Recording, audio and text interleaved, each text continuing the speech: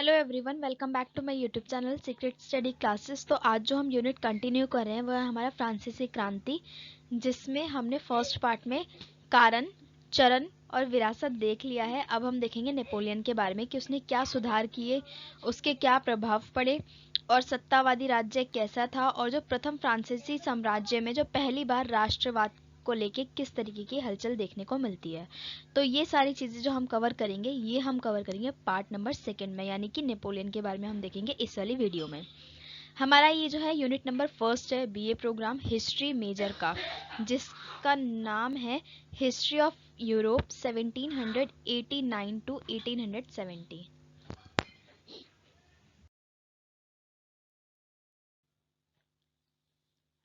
अब हम देखेंगे नेपोलियन का जो पूरा नाम था वो था नेपोलियन बोनापार्ट, ठीक है। और इसका जो जन्म हुआ था ना वो सन 1769 में हुआ था। अब कहाँ पर हुआ था, तो ये कोर्सिका नाम की जगह है, यहाँ की जो राजधानी है अजासियो, ठीक है। यहाँ पर नेपोलियन बोनापार्ट का जन्म हुआ। बाद में जब ये जो एरिया था अजासियो, ये किस में आके मिल जाता है, फ्रांस में आके मिल जाता है, जिसके बाद जो नेपोलियन होता है वो एक फ्रांसीसी नागरिक बन जाता है। यह एक फ्रांसीसी सैन्य प्रमुख रहा और बाद में जाके क्या बना, सम्राट बना, जिससे 19वीं शताब्दी की शुरुआत में यूरोप के अधिकतर हिस्सों में विजय प्राप्त करी थी। नेपोलियन बोनापार्ट को फ्रांसीसी क्रांति की संतान भी माना जाता है, क्योंकि जो इसका उद्यान देखा जाता है ना कि किस टाइम पर ये वर्चस्व में था, वो देखा जाता है जब फ्रांसीसी क्रांति का तृतीय चरण चल रहा था। नेपोलियन ने मात्र 15 साल की उम्र में सैनिक सेवा में अपना स्थान बना लिया था तथा आतंक का काल, यानी कि तृतीय चरण की यहाँ पे बात हो रही है, जिस वक्त आतंक मचा हुआ था फ्रांस में, यानी कि जो नागरिक थे उन्होंने विद्रोह कर दिया था, जो वहाँ के कुलीन वर्ग था और जो प्रशासनिक लोग थे उनके खिलाफ। तो उस काल के दौरान, ठीक है, किसने, नेपोलियन बोनापार्ट ने 15 साल की उम्र तक तो जो है वो सेना में अपना स्थान बना लिया था। और जब देश में आतंक का काल चल रहा था उस काल में फ्रांसीसी क्रांति के तृतीय चरण में नेपोलियन की जो थी वो, नेपोलियन का प्रमोशन हो गया था, देखिए पदोन्नति हो गई थी उसकी। तो ये हमने कुछ इसका बैकग्राउंड देखा। तो अब हम देखते हैं कि नेपोलियन के द्वारा कुछ सुधार किए गए थे। नेपोलियन द्वारा राजनीतिक, कानूनी, सामाजिक तथा आर्थिक क्षेत्र में व्यापक रूप से सुधार किए गए थे, यानी कि ये सारे के जितने भी क्षेत्र हमने लिखे हैं इन सभी क्षेत्रों में नेपोलियन द्वारा सुधार किए गए। अब उसमें जो सुधार में देखा जाता है किस तरीके से सुधार किए, तो उसने अपनी एक नेपोलियन संहिता की संरचना करी, जो कि 21 मार्च 1804 में लागू की गई थी। और इसका जो दूसरा नाम है, नेपोलियन संहिता का जो दूसरा नाम है, उसको कहा जाता है फ्रांसीसी नागरिक संहिता। यानी कि फ्रांसीसी नागरिक संहिता बोलो या नेपोलियन संहिता बोलो, दोनों सेम ही चीज है। इस संहिता के अंतर्गत जन्म से जो सिद्ध अधिकार होते थे, जिसको विशेष अधिकार कहा जाता है, इसकी साफ मनाही कर दी गई थी। यानी कि नेपोलियन द्वारा जो संहिता रचित थी, या फिर जिसको हम बोलते हैं फ्रांसीसी नागरिक संहिता, इसके अंदर ये साफ लिखा है कि जन्म से कोई भी विशेष अधिकार किसी भी व्यक्ति को प्राप्त नहीं है। उसके अलावा इसमें यह भी लिखा है कि धर्म, प्रत्येक व्यक्ति को धर्म से रिलेटेड स्वतंत्रता प्राप्त है। और जो सरकारी नौकरी है ना वो केवल योग्य लोगों को ही मिलेगी, यानी कि पैसे के बलबूते पे या फिर जान पहचान के बलबूते पे किसी को भी सरकारी नौकरी नहीं दी जाएगी। जो सरकारी नौकरी है वो सिर्फ उस व्यक्ति को दी जाएगी जो उस नौकरी को करने के लायक होगा।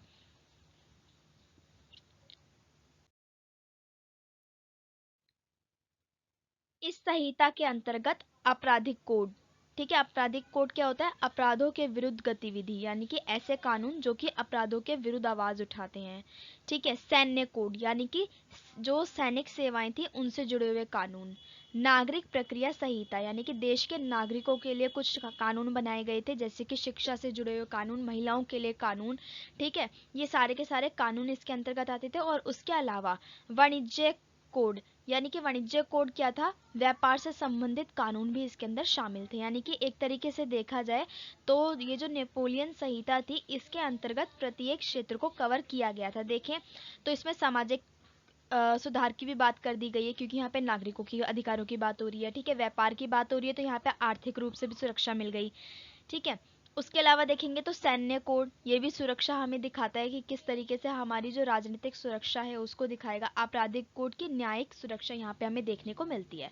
तो आप यहाँ पे देखेंगे तो प्रत्येक क्षेत्र में जहाँ जहाँ वो सुधार करना चाहता था, उस हर एक क्षेत्र में उसने क्या करा, अलग अलग कोड का निर्माण किया और उस कोड के अंदर उस पर्टिकुलर क्षेत्र से जुड़े हुए कानून बना दिए।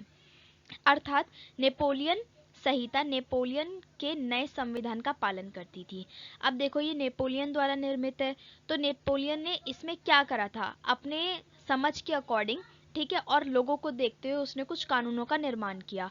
तो ये क्योंकि नेपोलियन के ही कानून है, तो इसको हम क्या बोल सकते हैं कि नेपोलियन ने एक संविधान का निर्माण किया है।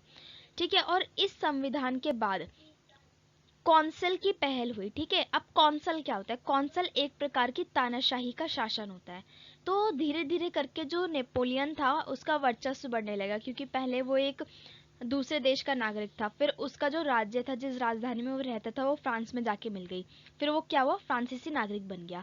फिर जब वो फ्रांसीसी नागरिक बनता है तो वो मात्र 15 साल की उम्र में जो फ्रांसीसी सेना थी उसमें शामिल हो जाता है। और जब वो उसमें शामिल हो जाता है उसके बाद वो क्या करता है, धीरे धीरे जिस तरीके से वहाँ पे घटनाएं होती हैं, आतंक का काल चल रहा होता है, वहाँ पे वो अपना एक अलग स्थान बना लेता है और लोगों की नज़रों में आ जाता है, यानी कि लोगों की नज़रों में एक पॉजिटिव वे में वो आ जाता है।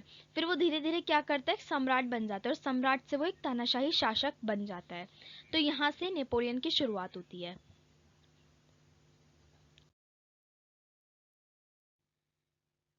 अब हम देखेंगे नेपोलियन द्वारा प्रशासनिक सुधार, यानी कि प्रशासन में किस तरीके के सुधार किए गए नेपोलियन के द्वारा। तो प्रशासन का एक नया ढांचा तैयार किया गया। ठीक है, प्रिफेक्टस की नियुक्ति करी। अब ये एक तरीके का पद था। ठीक है, और इस पद पे कौन आयुक्त होते थे, नेपोलियन द्वारा चुने हुए व्यक्ति। जिस जिससे क्या हुआ, अब देखो हर एक क्षेत्र में जो प्रिफेक्टस था उसकी नियुक्ति हो गई। अब प्रिफेक्टस की जो रिपोर्टिंग होती थी वो नेपोलियन को होती थी। तो एक तरीके जो नेपोलियन का शासन था ना, वो जनता और प्रत्येक क्षेत्र पर सीधी तौर पर हो गया। किसके थ्रू, प्रिफेक्टस के थ्रू। और जो नौकरशाही से रिलेटेड जो कानून बनाए उसमें बहुत ज़्यादा बदलाव किया गया। ठीक है, जैसे कि जन्म से मतलब पैसों के आधार पर या फिर जान पहचान के आधार पर सरकारी नौकरी नहीं मिलेगी। सरकारी नौकरी करनी है तो उसके लिए क्या होना होगा, उस लायक बनना पड़ेगा। तो नौकरशाही के क्षेत्र में भी सख्त कानून अपनाए गए। और प्रशासन अगर हम देखते हैं ओवरऑल प्रशासन एक देश का, तो वहाँ पर भी जो कानून थे उसमें सख्ती बरती गई थी।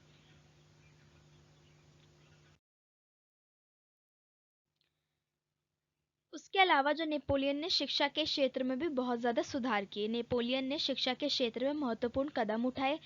स्कूल की एक विस्तृत प्रणाली का निर्माण किया, यानी कि उसने बहुत सारे क्षेत्रों में स्कूल का निर्माण किया। स्कूल से रिलेटेड जितने भी नियम कायदे कानून थे उसमें बदलाव लेके आया। और इस ये जो प्रणाली थी कि उसने इतने सारे स्कूल में चेंजेस किए। ठीक है, उनके जो प्रशासन था उसके अंदर चेंज किए, स्कूल का निर्माण किया। इस प्रणाली को क्या कहा जाता है, लाइसी कहा जाता है। ठीक है, और जो शिक्षा का क्षेत्र था इसके अंतर्गत महिलाओं की बढ़ोतरी करी कि अब जो महिलाएं हैं वो भी शिक्षा लेंगी। तो नेपोलियन ने काफ़ी सारे काम अच्छे भी किए थे स्टार्टिंग में, बट वो धीरे धीरे उसने क्या करा, डिक्टेटरशिप को अपना लिया था।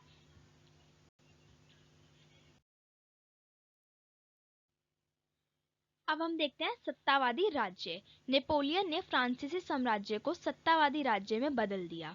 ठीक है, यानी कि जो फ्रांसीसी साम्राज्य था जहाँ पे राजा का शासन था, तो धीरे धीरे क्या करा उसने, अपनी उस समाज में एक जगह बना ली। ठीक है, लोगों के मसीहा के रूप में वो लोगों को दिखने लगा।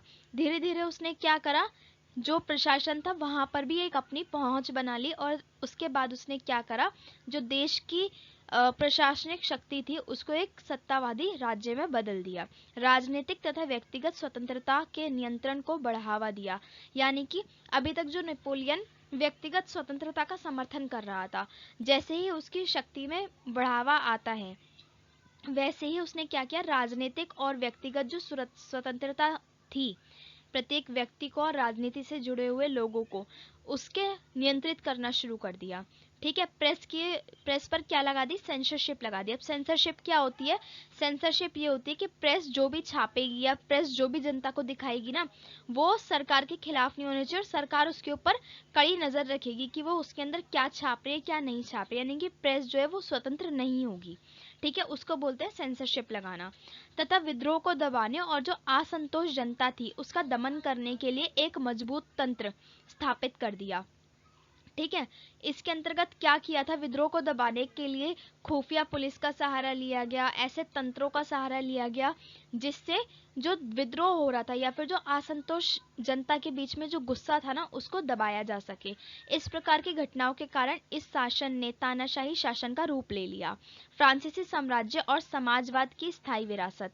ठीक है, यह हमारा नेक्स्ट पॉइंट है कि जहां पर हम देखेंगे कि जो फ्रांसीसी साम्राज्य में समाजवाद की स्थायी विरासत क्या रही। नेपोलियन का जो व्यक्तित्व था भारतीय इतिहास और वैश्विक इतिहास पर एक गहरी छाप छोड़ता है। अब देखिए, आप एक भारतीय व्यक्ति हैं, ठीक है, उसके बावजूद भी आप क्या कर रहे हैं, नेपोलियन के बारे में पढ़ रहे हैं। और हम ही नहीं, जो अलग अलग देश के लोग हैं वो भी नेपोलियन को पढ़ते हैं, क्योंकि एक वैश्विक तौर पर और एक भारतीय इतिहास में नेपोलियन का जो व्यक्तित्व है, नेपोलियन ने बहुत ज़्यादा एक गहरी छाप छोड़ी है।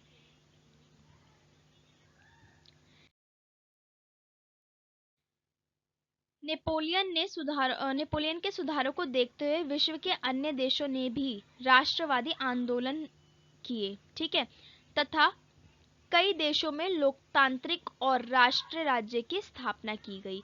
तो देखो, जो नेपोलियन ने किया था कि जो राजा था उसको उखाड़ फेंका। ठीक है, फिर धीरे धीरे नेपोलियन ने क्या करा, अपना वर्चस्व स्थापित कर लिया।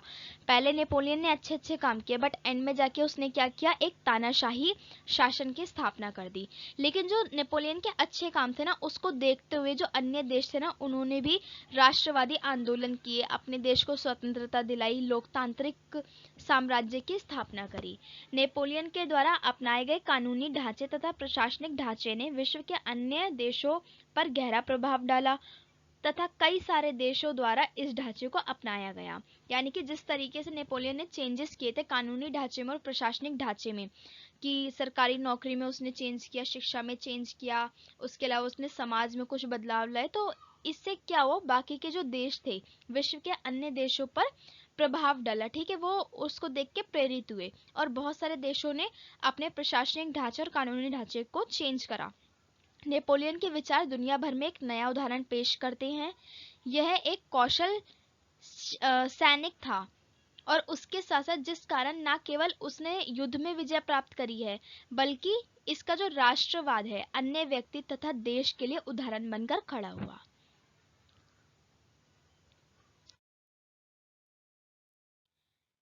तो इसी के साथ हमारा जो ये यूनिट है वो कम्प्लीटली कवर हो जाता है। तो अगर आपको इसमें कुछ भी ना समझ में आया हो तो आप मुझे कमेंट बॉक्स में कमेंट करके आराम से पूछ सकते हैं। उसके अलावा आप लोगों के पास मेरी जीमेल आईडी भी है जिस पे आप मुझे 1 to 1 क्वेश्चन पूछ सकते हैं और मैं आपको आंसर भी दूंगी।